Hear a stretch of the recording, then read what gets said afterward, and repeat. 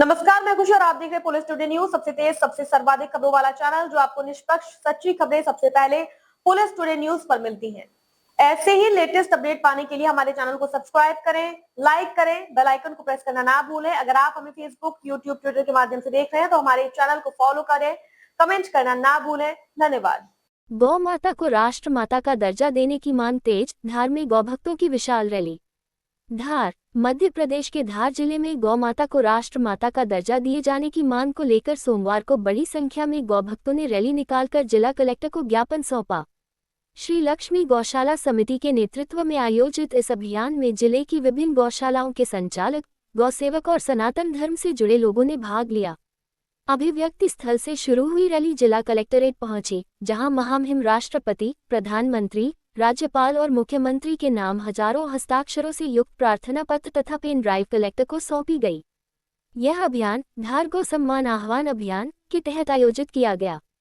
गौ भक्तों का कहना था कि केंद्र और राज्य दोनों जगह भगवा सरकार होने के बावजूद गौ माता को राष्ट्र माता का दर्जा नहीं मिल पाया है। उन्होंने मांग की कि सनातन संस्कृति और भारतीय परंपरा के सम्मान के लिए गौ माता को राष्ट्र माता घोषित किया जाए। वक्ताओं ने कहा कि हिंदू धर्म में गौ माता को 33 करोड़ देवी देवताओं का निवास स्थान माना जाता है। गोपालन भारतीय कृषि, पर्यावरण संरक्षण, जैविक खेती और ग्रामीण अर्थव्यवस्था की रीढ़ है। यदि गौवंश का संरक्षण नहीं किया गया तो जैविक खेती, पर्यावरण संतुलन और आने वाली पीढ़ियों का स्वास्थ्य गंभीर संकट में पड़ सकता है। उन्होंने कहा कि देसी खाद की कमी के कारण खेतों में रासायनिक उर्वरकों का अत्यधिक उपयोग हो रहा है, जिससे भूमि की उर्वरता और मानव स्वास्थ्य दोनों प्रभावित हो रहे हैं। कार्यक्रम में विभिन्न गौ रक्षा संगठनों और गौशाला संचालकों ने भी भाग लिया तथा गौ संरक्षण और संवर्धन के लिए प्रभावी नीति बनाने की मांग की। बाइट, श्री 1008 नरसिंहानंद जी महाराज, महंत मांडव, नरेश राजपुरोहित, अध्यक्ष, श्री लक्ष्मी गौशाला, जेतपुरा, धार।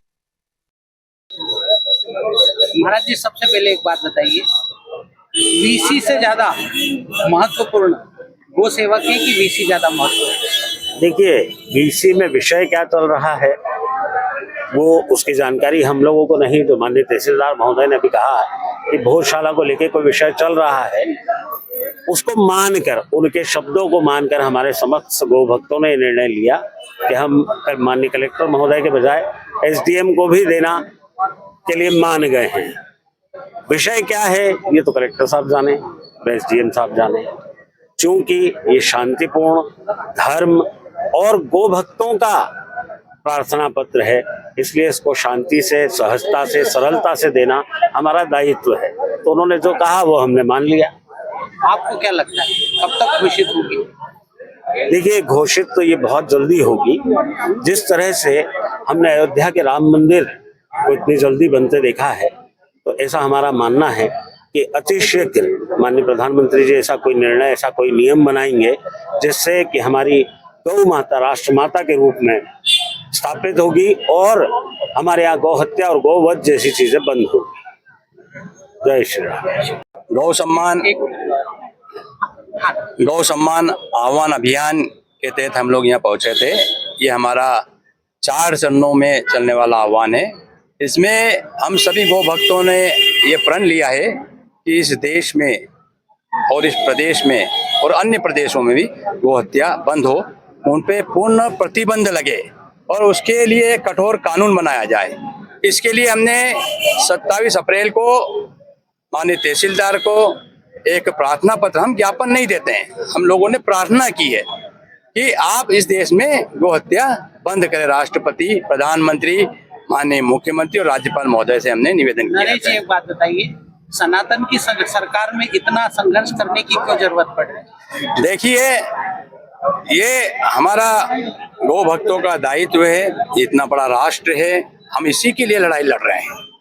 हम इसी के लिए लड़ाई लड़ रहे हैं कि माननीय हमारी जब सरकार है, भारतीय जनता पार्टी की सनातनी सरकार है इस देश में, तो ये गौ हत्या क्यों नहीं बंद हो रही है? यही प्रश्न हमारा भी है सरकार से। हम भी यही प्रश्न सरकार से पूछ रहे हैं और इसी के लिए हम मांग कर रहे हैं। ये हमारा इसलिए 4 चरणों में चढ़ने वाला हमारा ये अभियान है। अभी हमने दूसरे चरण में जिले में दिया, ये प्रदेश में देंगे और देश में देंगे। बहुत धन्यवाद।